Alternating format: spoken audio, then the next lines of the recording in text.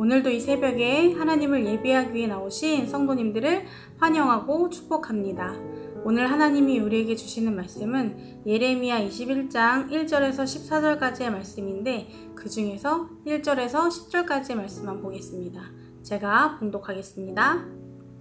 여호와께로부터 예레미야에게 말씀이 임하니라. 시드기야 왕이 말기야의 아들 바술과 제사장 마아세야의 아들 스바냐를 예레미야에게 보내니라. 바벨론의 느부갓네살 왕이 우리를 치니 청컨대 너는 우리를 위하여 여호와께 간구하라. 여호와께서 혹시 그의 모든 기적으로 우리를 도와 행하시면 그가 우리를 떠나리라 하니 예레미야가 그들에게 대답하되 너희는 시드기야에게 이같이 말하라.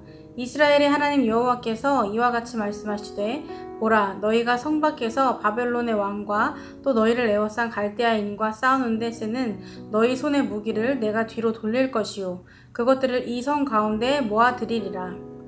내가 든 손과 강한 팔 곧 진노와 분노와 대노로 친히 너희를 칠 것이며 내가 또 사람이나 짐승이나 이 성에 있는 것을 다 치리니 그들이 큰 전염병에 죽으리라 하셨다 하라. 여호와의 말씀이니라. 그 후에 내가 유다의 왕 시드기야와 그의 신하들과 백성과 및 이 성읍에서 전염병과 칼과 기근에서 남은 자를 바벨론의 느부갓네살 왕의 손과 그들의 원수의 손과 그들의 생명을 찾는 자들의 손에 넘기리니 그가 칼날로 그들을 치되 치근히 여기지 아니하며 긍휼히 여기지 아니하며 불쌍히 여기지 아니하리라 하셨느니라. 여호와께서 말씀하시기를 보라, 내가 너희 앞에 생명의 길과 사망의 길을 두었노라. 너는 이 백성에게 전하라 하셨느니라. 이 성읍에 사는 자는 칼과 기근과 전염병에 죽으려니와 너희를 에워쌀 갈대아인에게 나가서 항복하는 살 것이나 그의 목숨은 전리품같이 되리라. 여호와의 말씀이니라. 내가 나의 얼굴을 이 성읍으로 향함은 복을 내리기 위함이 아니요 화를 내리기 위함이라. 이 성읍이 바벨론 왕의 손에 넘김이 될 것이요 그는 그것을 불사르리라. 오늘 본문 말씀에는 시드기야 왕이 등장합니다. 시드기야가 등장했다는 것은 남유다의 마지막이 코앞에 왔음을 말해주는 것이기도 합니다. 이스라엘을 향한 하나님의 심판이 확정되었고 이들은 더 이상 하나님의 심판을 피할 수 없는 상황에 처해 있습니다. 그런 와중에 시드기야는 자신이 믿고 있는 두 사람, 바술과 스바냐를 예레미야에게 보냅니다. 그 이유는 바벨론의 느부갓네살 왕이 그들을 공격하고 있기 때문입니다. 본문 말씀 2절에 보면 바벨론의 느부갓네살 왕이 우리를 치니 청컨대 너는 우리를 위하여 여호와께 간구하라. 여호와께서 혹시 그의 모든 기적으로 우리를 도와 행하시면 그가 우리를 떠나리라 하니 라고 말씀하고 있습니다. 이 말씀을 보면 현재 유다는 바벨론의 공격으로 어려운 상황에 있음을 알 수 있습니다. 그래서 시드기야는 두 사람을 예레미야에게 보내므로 지금 상황을 전달합니다. 그러면서 자신을 대신해서 하나님께 간구해 주기를 부탁하고 있습니다. 시드기야는 하나님 말씀에 순종하는 왕이 아니었습니다. 하나님을 따르는 사람이 아니었습니다. 그럼에도 시드기야가 예레미야에게 이처럼 요청하는 목적은 혹시 모를 여호와의 기적을 기대하기 때문입니다.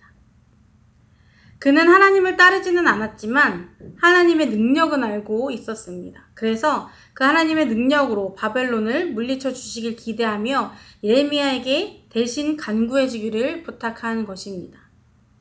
시드기야는 하나님께로 돌아올 생각은 하지 않았고 하나님께서만 돌아오라고 요청하게 한 것입니다. 끝까지 자기들이 바라는 대로만 움직이는 하나님을 기대한 것입니다. 그런 시드기야에게 예레미야는 하나님의 답변을 전합니다. 그런데 그 내용은 시드기야가 기대한 것과는 정반대의 내용이었습니다. 바벨론이 물러가기는커녕 오히려 그들과 싸우기 위해 무장한 무기들이 자신들을 향할 것이라는 답변이었습니다. 무장한 무기가 바벨론을 향하지 않고 오히려 자신들을 향한다고 하니 혹되려다 더 큰 혹이 달라붙게 된 것입니다. 그런데 이것은 하나님의 뜻이었습니다. 그리고 이것으로 바벨론은 유다를 심판하기 위한 하나님의 도구이며 이들을 심판하는 주체가 바로 하나님임을 알 수 있습니다. 이뿐만 아니라 하나님은 진노와 분노로 대노로 칠 것이라 말씀하시며 심판의 정도와 그것이 취소될 수 없음을 말씀하고 있습니다. 그 누구도 심판을 피해갈 수 없으며 이들이 그간 지었던 수많은 죄에 대한 대가, 하나님을 따르지 않고 끝까지 우상 앞에 엎드렸던 그들의 큰 죄를 심판하기 위해 하나님은 칼과 기근과 전염병 등 모든 것을 사용하셨습니다. 이들에게 더 이상의 자비와 긍휼은 남아있지 않았습니다. 그런 이들에게 하나님은 예레미야를 통해 다시 한번 말씀하십니다. 본문 말씀 8절에서 9절 말씀을 보면 여호와께서 말씀하시기를 보라 내가 너희 앞에 생명의 길과 사망의 길을 두었노라. 너희는 이 백성에게 전하라 하셨느니라. 이 성읍에 사는 자는 칼과 기근과 전염병에 죽으려니와 너희를 애워싼 갈대아인에게 나가서 항복하는 자는 살 것이나 그의 목숨은 전리품같이 되리라 라고 말씀하고 있습니다. 하나님께서 이들에게 생명의 길과 사망의 길을 두었다고 말씀하셨습니다. 모두가 칼과 기근과 전염병에 죽게 되는 사망의 길과 그 심판을 눈앞에 두고 있는 상황 속에서 생명의 길에 대해서 말씀하신 것입니다. 이것을 보면 마치 이 무서운 심판을 벗어날 수 있을 것만 같습니다. 그런데 여기서 말하는 이 생명의 길은 심판을 면할 수 있는 길이 아닙니다. 본문에서 언급하고 있는 생명의 길은 바벨론에게 나가서 항복하는 것을 의미하는 것입니다. 죽지만 않을 뿐 바벨론에게 포로로 붙잡혀 전리품으로 끌려갈 것입니다. 이미 이들을 향한 하나님의 심판은 확정되었고 돌이킬 수 없습니다. 누구든 이 심판에서 벗어날 수 없습니다.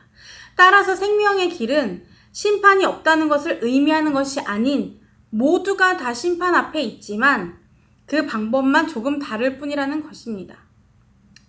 다 똑같은 심판 아래 있지만 생명의 길마저도 포로로 끌려가는 상황이지만 하나님께서 이들에게 이런 생명의 길이라도 마련하신 것은 여전히 그들을 향한 진심이 있고 이 심판을 통해서 그들이 하나님께로 돌아오기를 기대하시며 생명의 길을 마련하신 것입니다. 이들을 향한 하나님의 심판은 변하지 않습니다. 그리고 그 누구도 이 심판을 피할 수 없습니다. 이런 상황 속에서 이들이 할 수 있는 유일한 것은 바로 하나님께로 돌아오는 것입니다. 심판을 받아야 하는 상황에도 심판을 받는 중에도 하나님께 돌아오는 것이 이들이 살 수 있는 유일한 방법입니다. 하나님은 이들을 고치시기 위해 회복시키시기 위해 더 이상 죄악 속에서 살지 않도록 그들을 심판하신 것입니다. 죄를 떠나 살도록 우상을 멀리하고 하나님 앞으로 돌아오도록 정신 차릴 수 있게 하신 것입니다. 시드기야는 자신이 하나님께로 돌아올 생각은 하지 않으면서 하나님의 능력을 기대했고 기적을 기대했습니다. 그들을 심판하시기로 작정한 하나님이 그 뜻을 거두고 자신들을 도와주기를 기대했습니다. 그러나 이들의 진정한 회개는 하나님이 자신들에게 돌아오시기를 바라는 것이 아니라 먼저 하나님께 돌아가는 것입니다. 심판을 통해 지난날의 자신들의 잘못을 돌아보며 죄로 가득했던 삶을 돌아보며 더 이상 그렇게 살지 않기로 결단하며 하나님께로 돌아가는 것입니다. 오늘날 우리가 하나님 앞에서 돌이켜야 할 것은 어떤 것이 있을까요? 우리도 시드기야처럼 우리 자신을 하나님 앞에 엎드리지 않으면서 하나님 앞에 나아가지 않으면서 우리의 만족을 위해 유익만을 위해 하나님이 기적을 베풀어 주시기를 능력을 보여주시기를 바라고 있진 않은지 돌아보아야 합니다. 그러면서 하나님 앞에 내려놓아야 할 것들, 돌이켜야 할 것을 주님 앞에서 과감하게 버려야 합니다.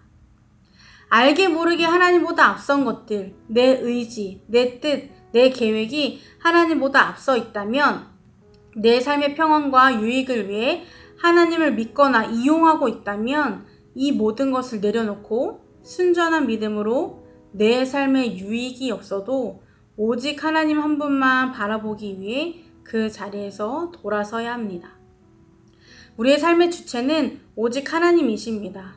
그분께 돌아가는 것이 우리에게 가장 큰 유익입니다. 주님이 말씀하실 때 듣고 그 뜻대로 살아가는 것이 우리에게 가장 좋은 방법이고 좋은 길입니다.